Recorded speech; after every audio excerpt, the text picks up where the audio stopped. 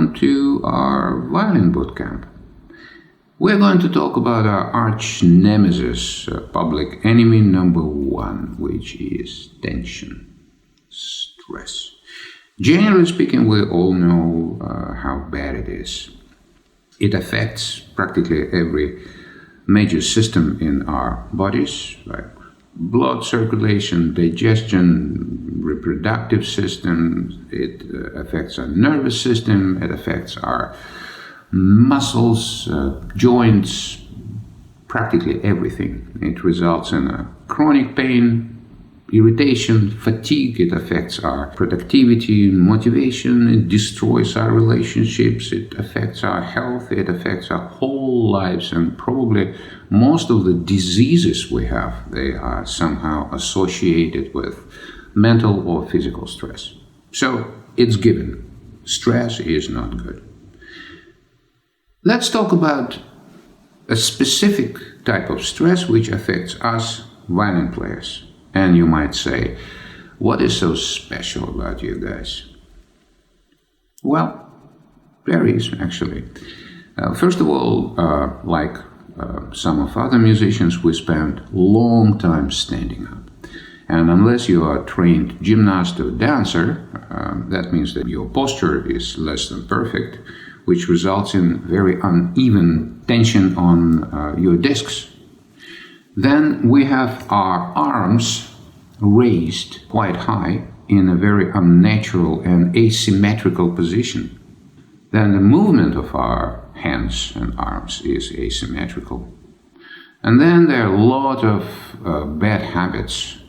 Like, for example, we use our thumb and index finger as a clamp when we grasp our violin neck. And we do exactly the same with our shoulder and jaw. We clamp on it pretty hard to prevent it from slipping and from moving. All of those factors result in imbalance. And you know that if our body is in balance, if it's tilting left or on the right, there is a group of muscles working on the opposite side to compensate for this imbalance, which creates additional tension.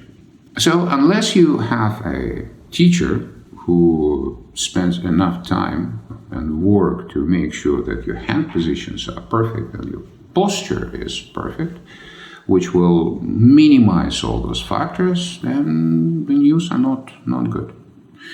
Then there's something else. Because as you know that the violin is probably the most difficult instrument to start with.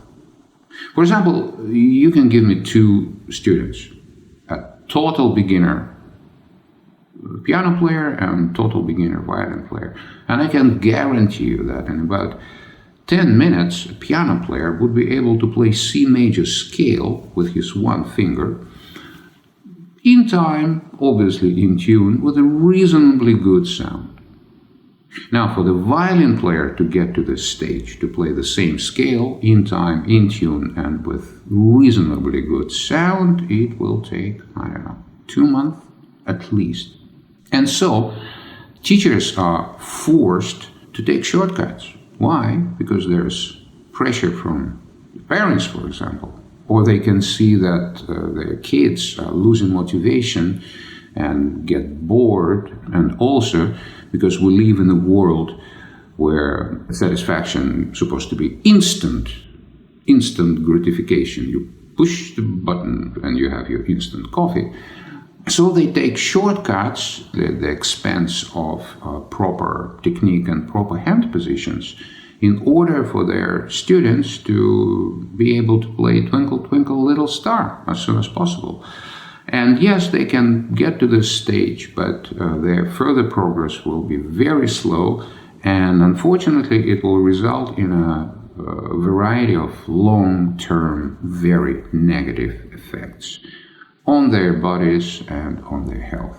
This road to the greatness, which is you standing on a stage and playing your Paganini Concerto No. 1 in front of thousands of people, this road is littered with broken bodies.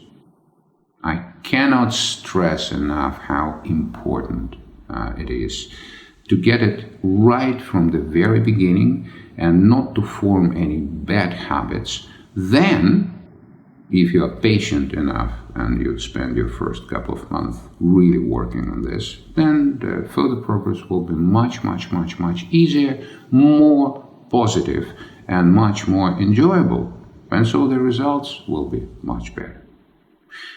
Okay, this is our first part of the video, where we genuinely look at the big, bad stress. And in the second part of the video, we will go a little bit deeper.